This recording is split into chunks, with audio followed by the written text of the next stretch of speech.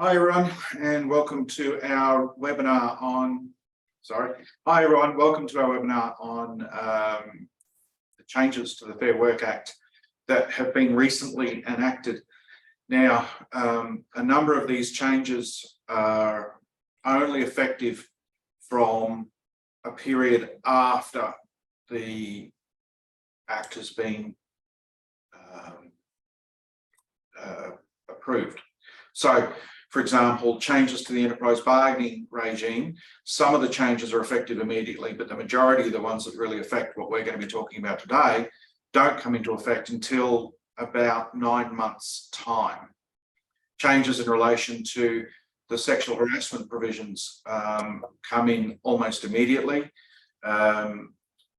Changes to zombie agreements, the abolition of zombie agreements, as they're going to be called, don't come in until December next year, but we'll go through those as we go through the process. But just letting you know, not everything started on the 7th of December.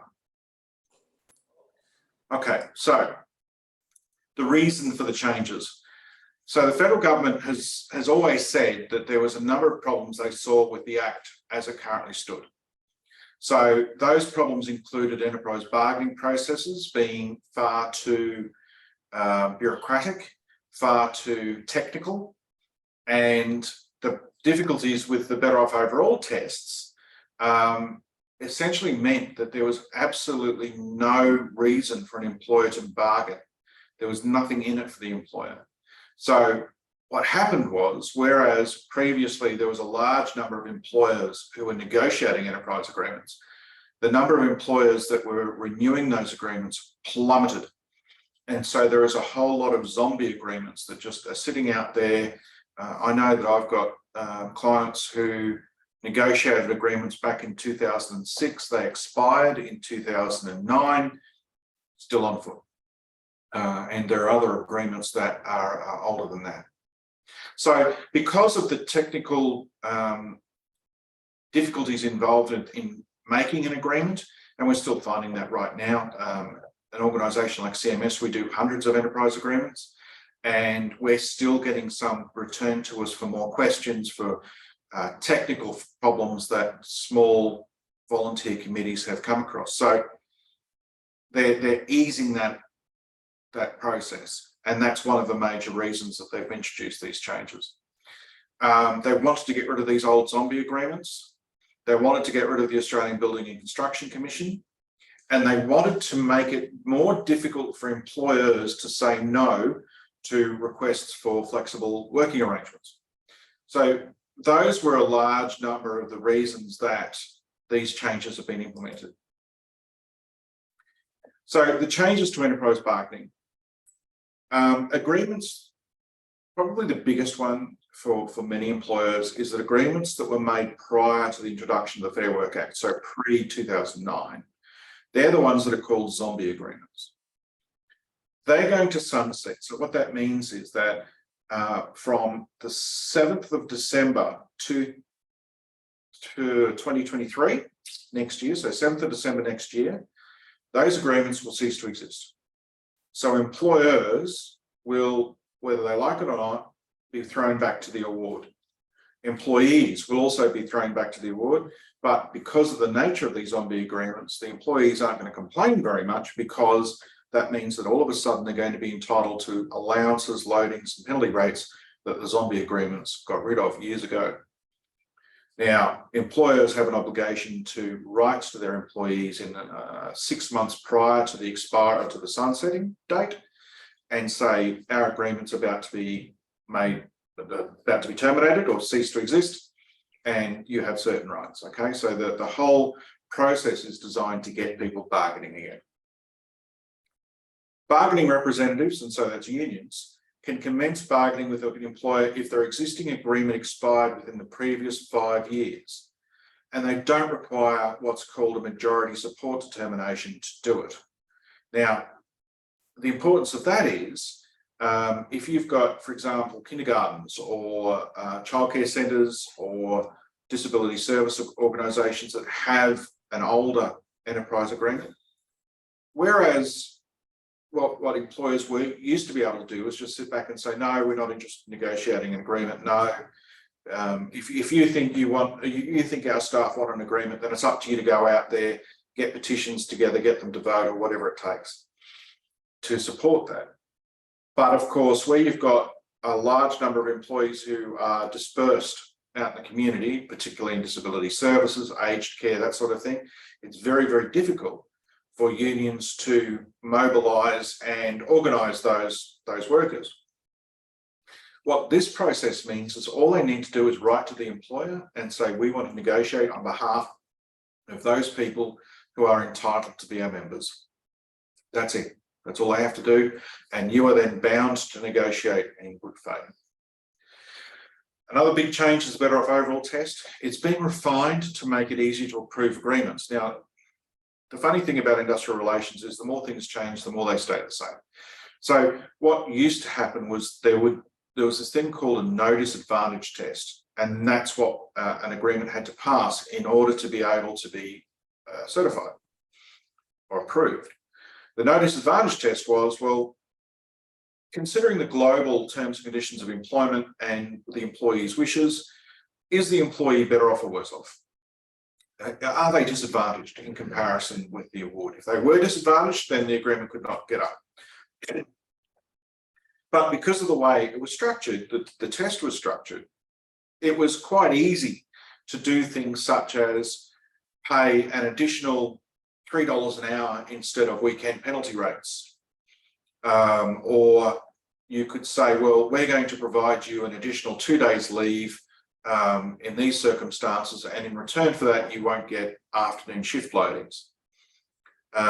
In the island resorts that I look after, or used to look after, before cyclones blew them all away, they had things such as multi-hire arrangements. So an employee could work 38 hours a week in their job over here, but then they could take on an additional job at casual rates of pay rather than overtime. So all of these sorts of things were able to be done because of the nature of the no disadvantage test.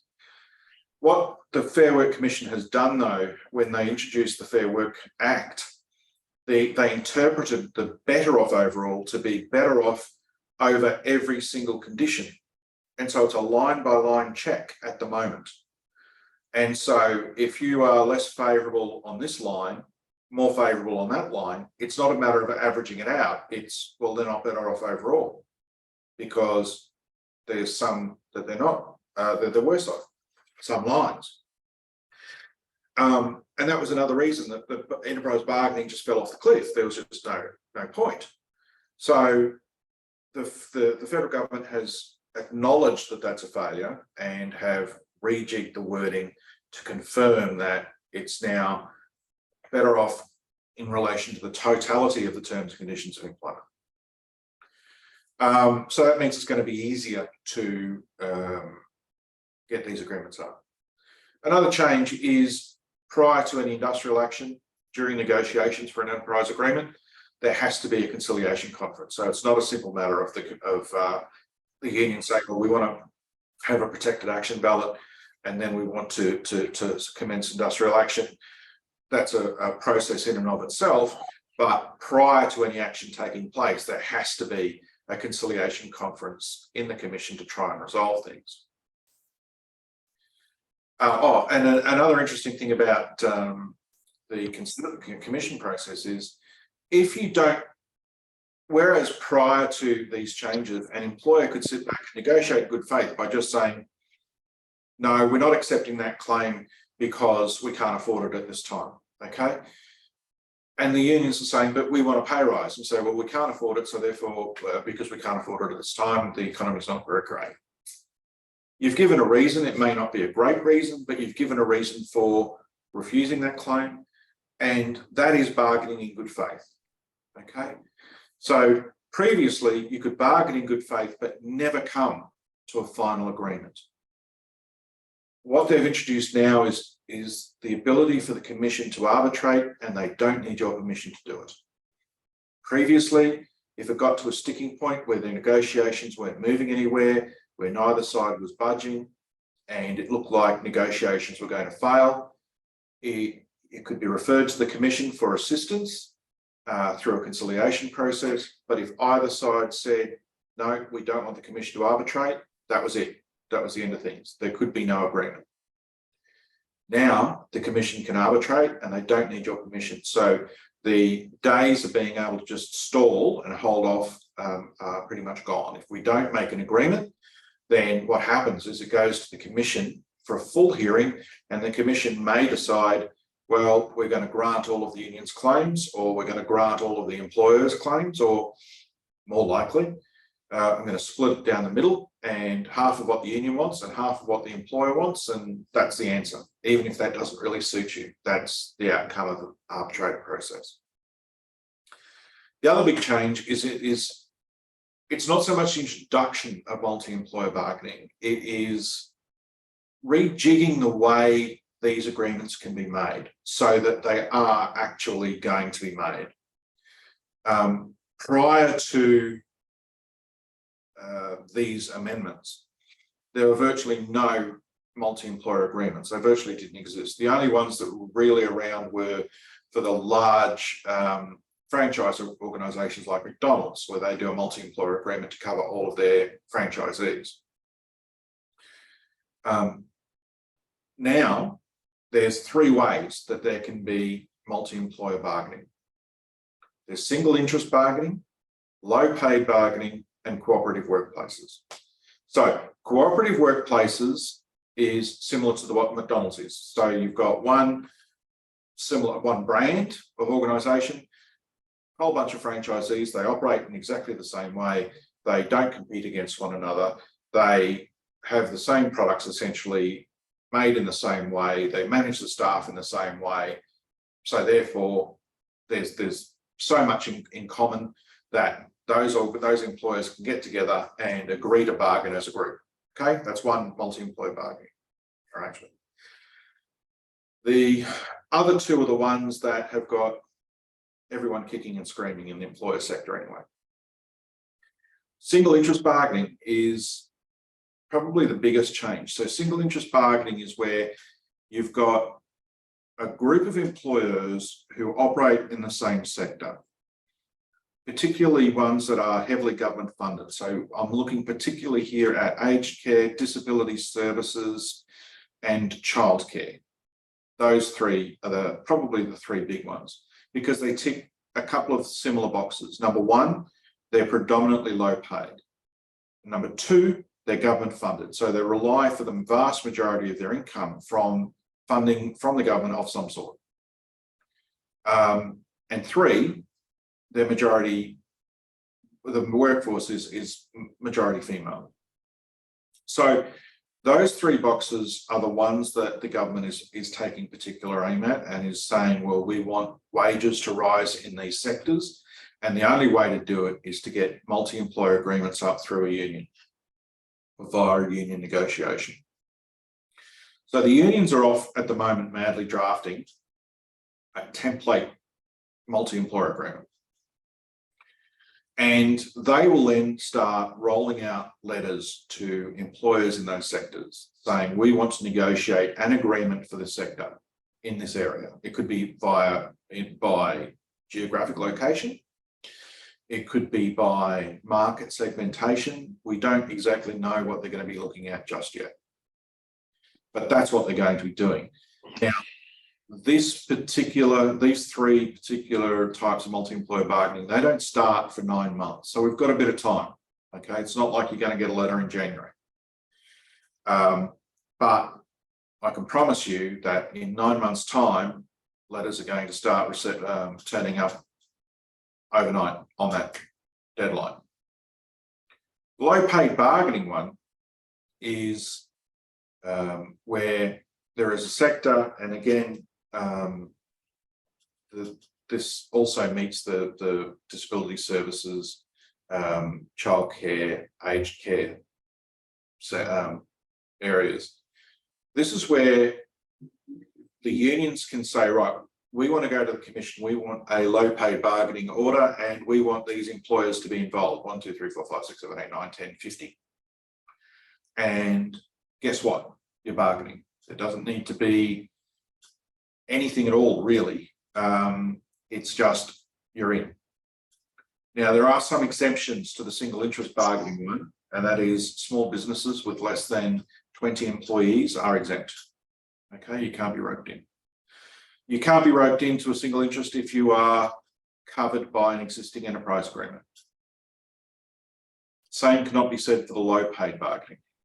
So with low paid bargaining, from what I've read, it would appear that a multi-employer bargain can override it. So if you've got an existing one and you're roped into a multi-employer agreement, your existing agreement can be overridden.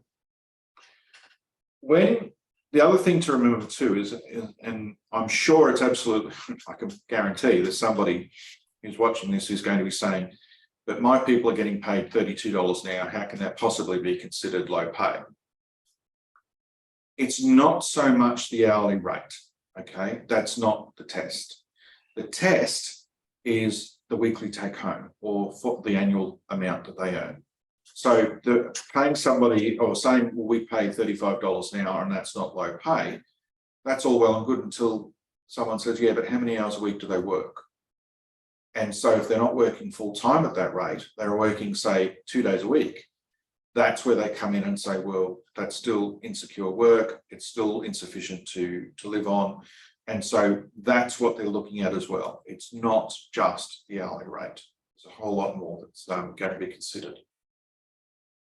So, as I said, for the low paid bargaining stream, we can see disability services, early childhood education, and I'm looking particularly there at long day care and family day care, not so much kindergartens, because kindergartens have a long history of negotiating enterprise agreements, so they're not going to be able to be roped into that. Aged care and social assistance. So moving away from enterprise bargaining, which is, we've got 9 months to get ready for it, so there's no real panic, is a new jurisdiction in the Fair Work Act called Respect at Work. Now, what they've actually done here is they've made sexual harassment unlawful. Now, it sounds stupid to say something like that because it's been a feature of the Anti-Discrimination Act, Human Rights and Equal Opportunity Act, Sexual Discrimination Act. There's a bunch of legislation that says don't do that. But those are civil remedy provisions, right? So that's a case of someone says, I've been damaged because they sexually harassed me, and so therefore I'm entitled to compensation. I should be receiving compensation. This is a whole different thing. So this now puts a positive obligation on employers to prevent sexual harassment, to drive it out of the workplace. And it also introduces a civil penalty. So there's a fine that can be levied against an employer now. So what they've done is they've made significant changes, not just to the Fair Work Act, but also to the Human Rights and Equal Opportunity Act. And they've enabled the Fair Work Commission to hear complaints of sexual harassment. Now they can conciliate, they can't actually arbitrate. So it's not like you turn up to the Fair Work Commission and there's going to be witness statements and evidence and I swear and, you know, I find you did this, that, and the other. That's not how that system. What happens is somebody files a complaint with the Fair Work Commission alleging that they've been sexually harassed. The Commission chairs a conciliation conference, just like an unfair dismissal conference or a general protections conciliation conference in exactly the same sort of way. Then if it's not settled, if it's not resolved at that conference, then the person who is the complainant can then proceed to the federal court and seek orders against the harasser and the company or the employer for the sexual harassment. And in addition to compensation, the employer and the alleged harasser can be fined up to 100 penalty units. And at the moment, a penalty units is about $110, I think, $15, something like that. So, you know, about $10,000. And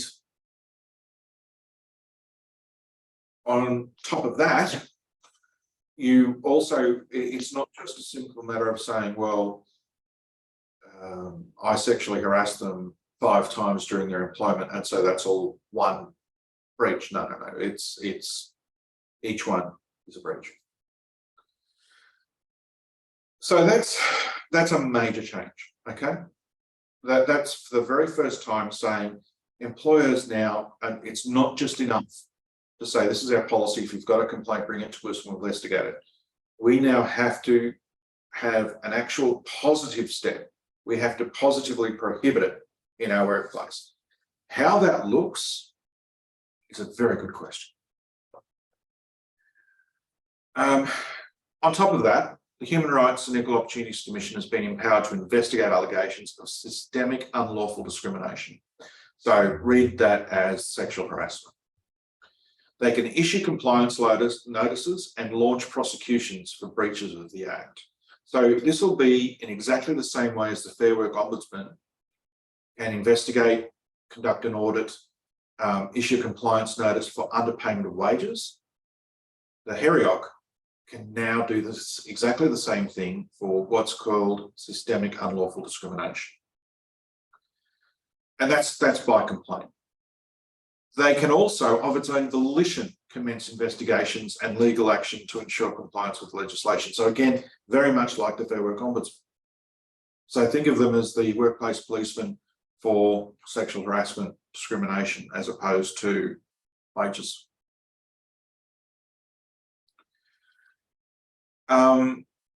There's new provisions for pay secrecy. So, although I've seen a few contracts in my time where it says, you know, you must keep this confidential, but it's never been a huge thing in Australia. It's an American thing where you can be fired for talking about your wages to your co-workers. But now there is absolutely no way of ensuring that the confidentiality remains. From the 7th of December this year, it is unlawful to insert any provision in a contract that requires confidentiality about the terms and conditions of employment. Just can't be done. Anything prior to 7th of December that required that is now unenforceable.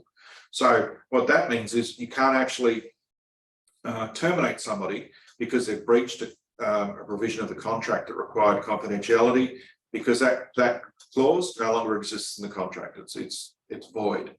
And so essentially, if you were to terminate somebody for breaching that, there's no valid reason for termination, and you're looking at potentially an unlawful dismissal case. So yeah, that's that one. Flexible work requests. Now there hasn't been much change to the grounds upon which somebody can make a request for flexible working arrangements. That's not really the angle of these changes.